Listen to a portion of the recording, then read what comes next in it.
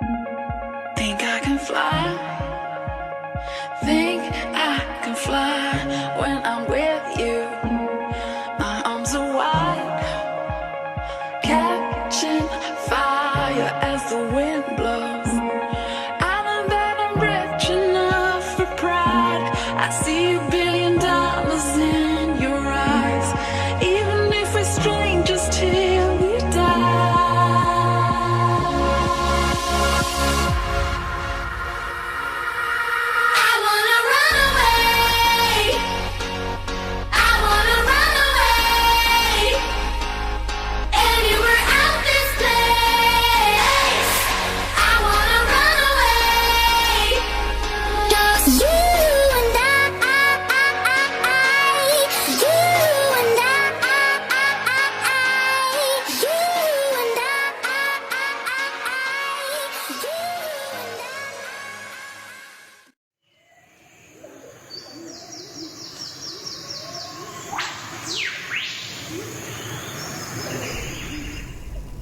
Humans and animals have coexisted for thousands of years.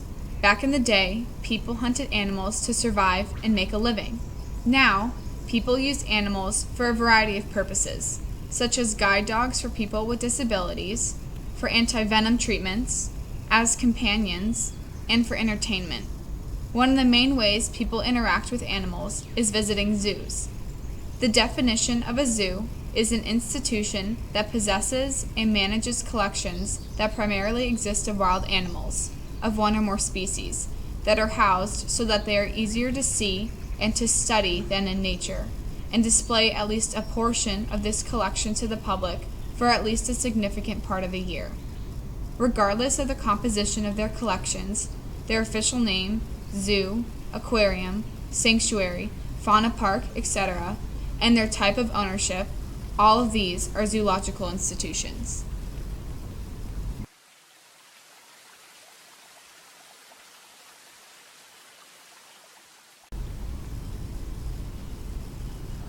As with everything, there are pros and cons. Zoos have the potential for mistreatment. Animals don't naturally do tricks on command. This can frustrate visitors, causing them to tap the glass, throw objects, or shout and make loud noises which may provoke the animals, hence causing them unnecessary distress. Also, due to space limitations, adequate room for animals may not be available. This can cause animals to become depressed. This exact phenomenon occurred at SeaWorld with killer whales. Zoos may not create the most natural environment for an animal to live in, as obviously the weather cannot be controlled for animals living outdoors. Animals who are carnivores have a natural instinct to hunt for their food. Some zoos try to recreate these aspects by hiding an animal's food in different places. However, it is not the same environment as in the wild. In a similar way, zoos can also prevent animals from undergoing their natural routines, as the time they are fed and the environment that they live in is all determined by the people looking after them.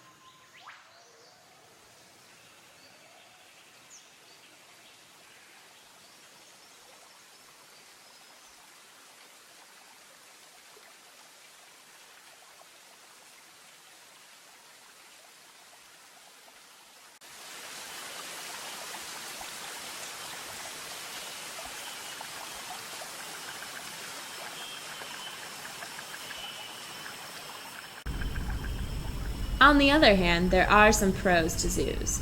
A huge part of zoos is education. Learning promotes appreciation, and so people can develop a connection with animals. They become aware of endangered populations, which might make them donate to conservation efforts. In addition, many zoos have adoption programs, which support animals in the wild or in rehabilitation programs. Another part of most zoos is research. This allows us to be able to better understand animals and what we can do to help them. Zookeepers are now even more knowledgeable about animals and most specialize in a specific animal. Conservation efforts are also widespread in the zoo world. A great example of a positive zoo influence is the Tasmanian devil. For a non-human reason, all of the devils in Tasmania are getting cancer.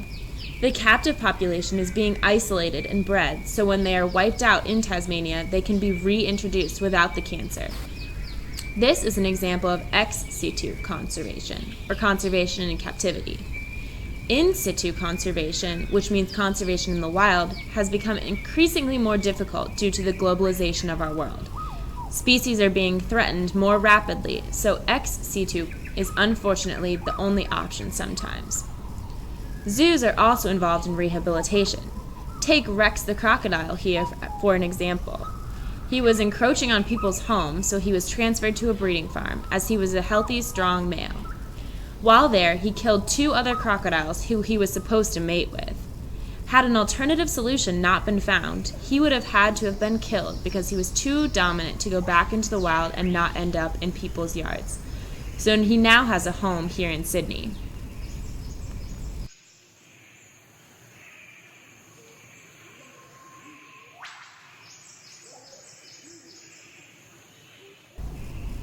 So how do we still appreciate animals and support the good aspects of zoos without promoting animal mistreatment?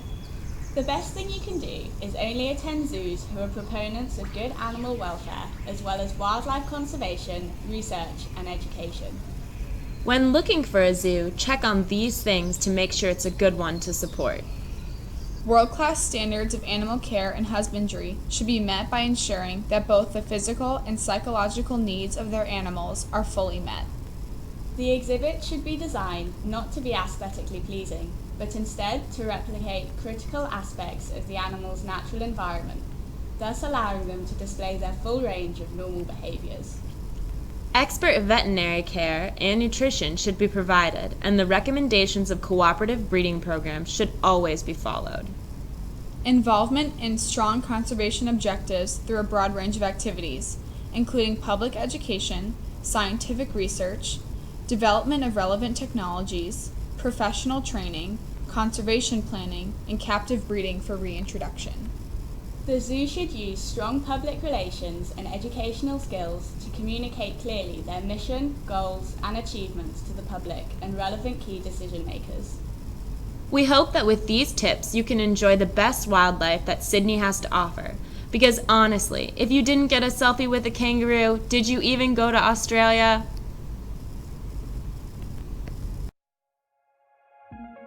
Think I can fly. Think I can fly when I'm with you. My arms are wide, catching fire as the wind blows. I know that I'm rich enough for pride. I see $1 billion in your eyes, even if we're strangers till we die.